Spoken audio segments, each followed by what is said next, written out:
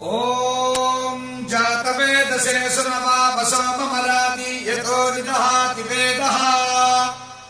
स नः परिषदति दुर्गादिविष्टा नावेव सिन्धुम् दुरितात्यग्निः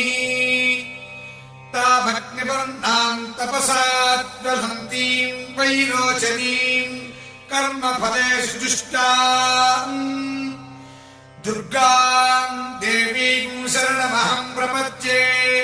सुतरसि तरसे नमः अग्ने त्वम् पारयानव्यो अस्मान् स्वस्तिभिरति दुर्गाणि विश्वा पूश्च पृथ्वी बहुलान् उर्वी भवातोकाय परयाय शय्योः विश्वारिणो दुर्गः जातवेदस्कन्धुन्दनापा दुरितातिपरिषि अग्ने